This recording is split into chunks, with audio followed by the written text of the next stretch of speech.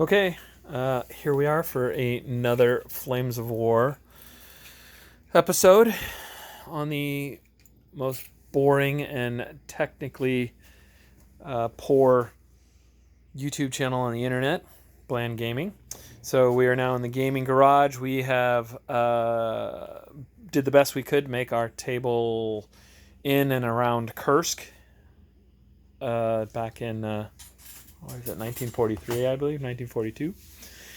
And what we have is OG was insistent on running a mid-war Panther company. So I was forced to oblige.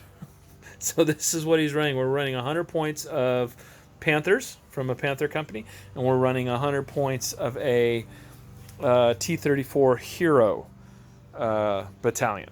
So this is what he's got. He's got his company commander right over here. He's got his first platoon right there. And he's got his second platoon right there.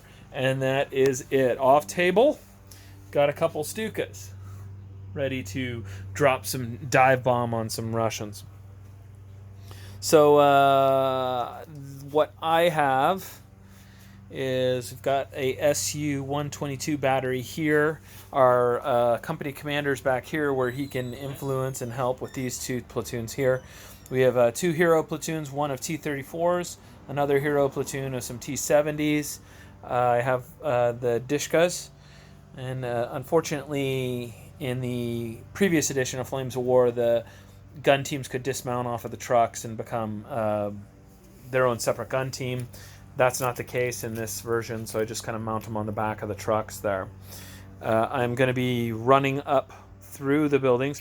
We rolled randomly for our scenario, but I'll get to that in a second. And then our last platoon we have is the regular platoon of 3 KV-1s.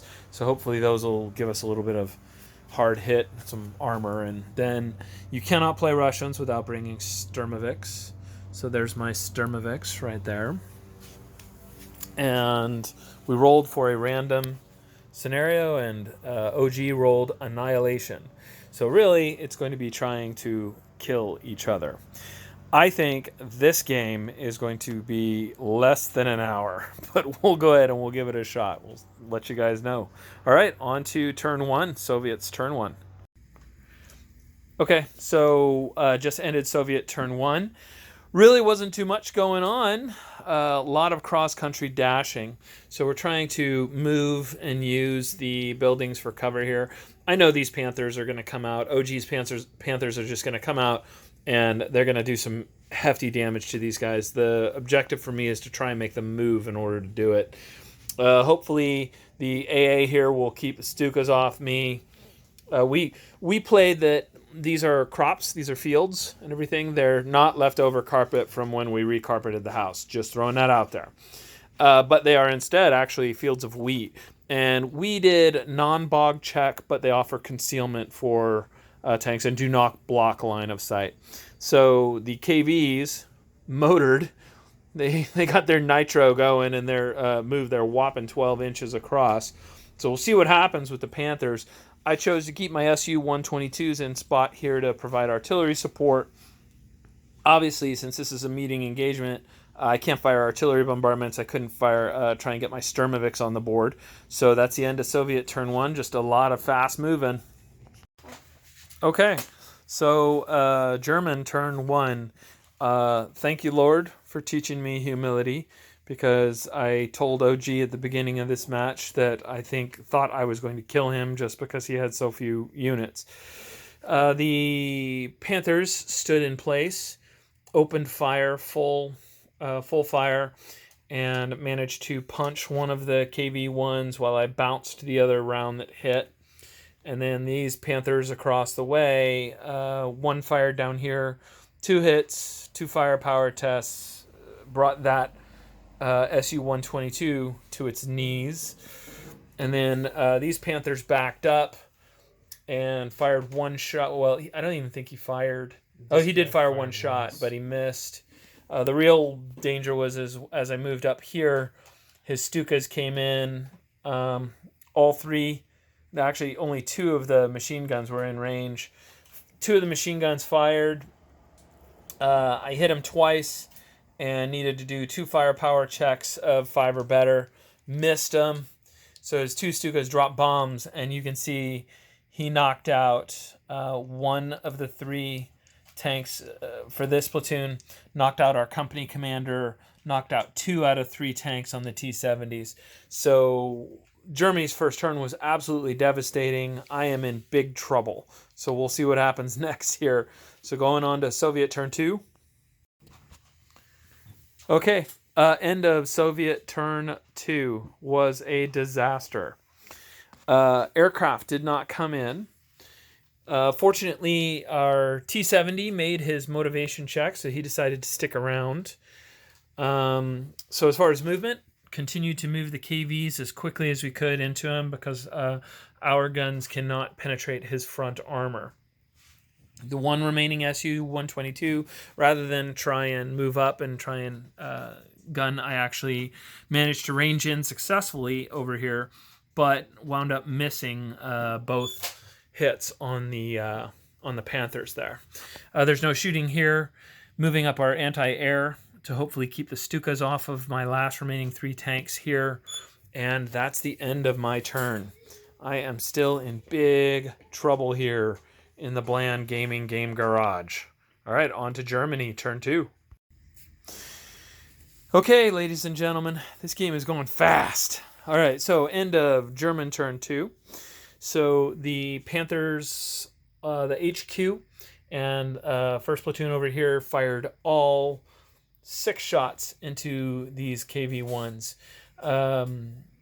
Got very lucky and managed to make some armor saves. I wound up bouncing one, and then he made his firepower test to bail out one, and then he missed his fire. I think actually... No, I failed both firepower tests. Failed both firepower tests, but one, that was a penetration that failed, so it wound up just bailing him.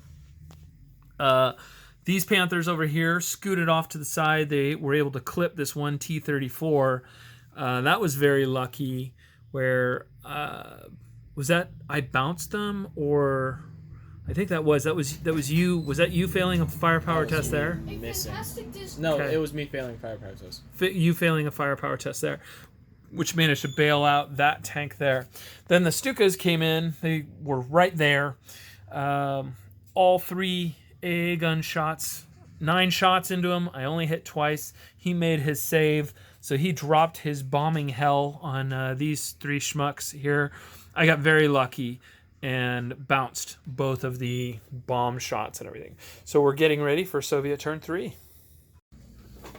Okay, so it's been a while. This has been sitting on our table in the garage, so I don't even remember what turn it was, but it was the Soviet turn. So good news and bad news. I mean, I made some of my rolls, but my infamous rolling at critical moments failed me once again. So, bad news over here. This T-34 failed to remount here. Good news is this T-34 platoon, which is pretty much all that's left, and this T-70 platoon made their motivation rolls, and they're sticking around. They chose to cower in place in this round. And then the other good news was in the field over here, one of the KV-1s made his remount roll, and then they both rolled forward. More bad news. I still cannot roll one of these so that I can get 2 of these. So once again, my aircraft are still hanging out and not sticking around. So went ahead and moved my KV-1s up forward. I got 1 shot. All I needed was 2 threes and was only able to hit him once. And he failed his armor check on it. And all I needed to do was roll a 3, and I rolled a 1. So I bailed him out. Over here, had a little bit more luck. We repeated the artillery bombardment with this guy right here, and had to re-roll my successful hits. Hit both of them. He made 1 armor save, failed the other armor save, and then I actually managed to make a firepower test. So that's, I think, the first casualty that I've done to him in the game. Everybody else kind of chose to cower in place. So we'll see what happens on the German turn here. Okay, so just completed latest German turn. The German company commander remounted his tank, and the German Panther over here made his morale order to stick around. The Stukas did not come, missed his aircraft roll. So he chose to stay in place and just continue to fire. So this Panther fired 2 shots into this T-34, which was already bailed. He went ahead and hit it once, but failed his firepower, so really just the guy remains bailed out. This Panther is able to shoot. We gave him a shot on the topmost KV-1. Both of his shots hit. Both of his firepower hit. Blew that KV-1 to Kingdom Come. Then the company commander turned his gun onto the second KV-1 here, fired twice, hit once, made his firepower, and thus perished all the KV-1s. And then this guy with nothing else to do, he had not moved and he had just stayed there. So he's winding up staying there. So we'll see how the Russian turn goes. But I think at this point, it's definitely the beginning of the end for our good Soviet troops. Okay.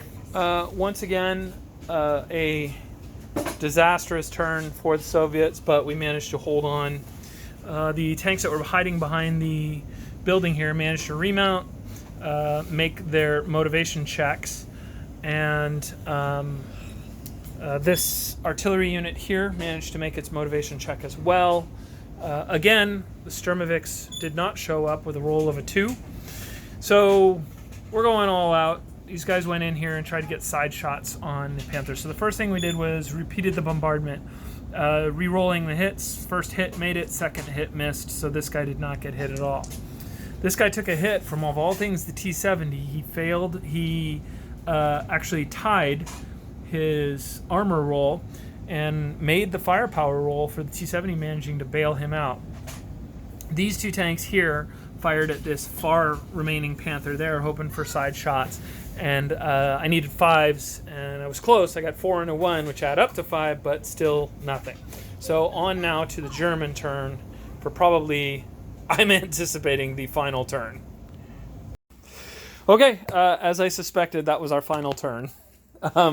So he made his morale roll over here. The commander went ahead and remounted his tank. So the first thing that he did was and he also made his aircraft roll here. And spoiler alert, you can kind of see where this is going. And at first he backed his 2 Panthers away so that he could get out of the danger close range so that he could do a bomb drop there. He moved his other Panther up here into short range so that he could get a shot on the remaining 3 tanks. And then his commander just stayed in place and turned in. And long story short, without getting too boring, with that amount of firepower that was coming down on these last 3 tanks, these are the last 3 tanks of the formation here, he wound up wiping out the T-34s with his Panthers, and then the coup de grace was the 2 Stukas flew in. I will hand it to the Dishkas, right here, the Dishka trucks. They wound up making an amazing roll with 6 hits on him out of 9 shots. It was amazing. I couldn't even believe it myself. But he managed to make 5 of the 6 rolls he made, and then I failed the firepower test of 5. So he rained down his bombs with his Stuka, and that ended the match. The only thing I have left are my support platoons and my Dishka platoon, and then this lone guy over here, which is actually, he's the only guy that was able to kill a Panther the entire game. So there's that. Overall, I think it was a good game. It was fun. I really thought I was going to steamroll him. It would have been nice if my Sturmovik showed up. For a guy that loves aircraft, in my last 2 games between Team Yankee and this, I haven't been able to roll to pull them on. So I don't know if aircraft are a good idea for me, where I have to roll to bring something onto the board, especially with the way that my dice go. But yeah, I really, when we matched these up, he picked this Panther platoon as a joke, and he kicked the snot out of me. And I just charged into him as fast as I could. OG, what do you think?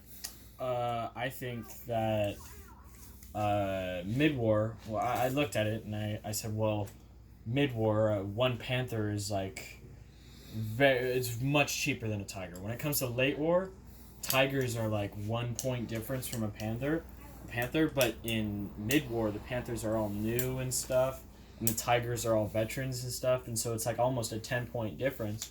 I'm like, well, what if I just try and run a company of Panthers? And I mean, it was kind of annoying with skill checks, but luckily I didn't have trees or hills where I didn't have to go up the hills or get through the trees or anything. Like That's a Team Yankee reference. Oh man. But yeah, all I have to say is Panthers did pretty good. Yeah. One thing I have to ask of YouTube is don't demonetize us for having the swastikas on the back of the tanks. We go for historical accuracy here. And, quick historical check. On the Eastern Front, the Germans did place Nazi flags across the rear decks of their Panthers and their tanks, and even across the hoods of their trucks. Do you know why they did that, right, OG? Yeah, so that the planes wouldn't drop bombs in their Right, exactly, because this was in the early stages on the Eastern Front when Germany actually maintained a certain degree of air superiority, and the big problem is that they wanted to make sure that their tanks weren't getting confused. Air support, close air support, was very in its infancy during this time, so they put those on to make sure that the dive bombing Stukas and whatnot would not wind up doing a friendly fire incident. As a matter of fact, the Americans and British did a very similar thing when they did the Star with the Circle, and the Canadians as well. Star with the Circle, once we had, we being Americans, had air superiority in late war in Europe. And so you started to see that method copied there. Okay, so let's talk about something else. You are convinced that I have a dice problem, that I need to buy new dice. Yep. New dice. I'm afraid that when this quarantine lifts and you start playing with a regular person, that you're going to find out that these games are much harder, because if you get someone who rolls moderately well. Now, apparently, some people believe there's an art to this. So what OG has done is he has set aside 3 separate sets of dice. So these are OG's normal dice that he used. These are my dice that I use. These are the Nation dice that I bought. These are over probably 15 years old. I bought these when I first got into Flames of War. Never roll well. They've always rolled poorly, regardless for whoever uses them. As a matter of fact, these are so old that the national symbol signifies the 1 on these dice, and they switched it later to be the 6s and whatnot. But okay, so let's see first. These are my dice that I normally use, all right? So we'll see what we got here, okay? So I've got a 5 and a 1 and a 2. So really, that is a terrible roll for 3 dice there. Now let's see what OG's dice get, okay? So here, let's see these. 2 5s and a 3. 2 5s. You need to go dice shop. 2 5s and a 3. I may be going on Amazon to buy some. Okay, so now we've got my Soviet dice here. So let's see what would have happened with those. 2 3s and a 1. So this is definitely terrible. And then these were the German dice, which actually OG was using these for the last turn. So let's see what happens with these. 4, 5, and 3 is not terrible. Everything. So get tiny dice. Get tiny dice. I have a friend of mine, and he knows who he is, who talks about that there's and he's not cheating. He's the guy that just consistently rolls 6s. We always say that he sacrifices chickens or something like that. But he is all about technique, about how he, cracks his hand or moves his hand back and everything. And I mean, he's not cheating. He's not trying to roll it out, but I'll tell you what, he has some serious dice mojo, and he's always telling me that it's my rolling technique. But passed down through the generations. It is. I don't know. I don't know. Yeah, I don't know what it is and everything. But he is an amazing roller. He's also very good at predicting rolls. He'll say, "You're gonna roll a 3," and then I roll a 3. It's amazing. But anyway, thanks for watching. Again, this is going to be an after-action report here. I'll go ahead and piecemeal the turns all together, and I'll get this posted up. Thanks for tuning in to our gaming garage and the most boring and technically inept station on the internet. Thanks. We'll see you on the next one.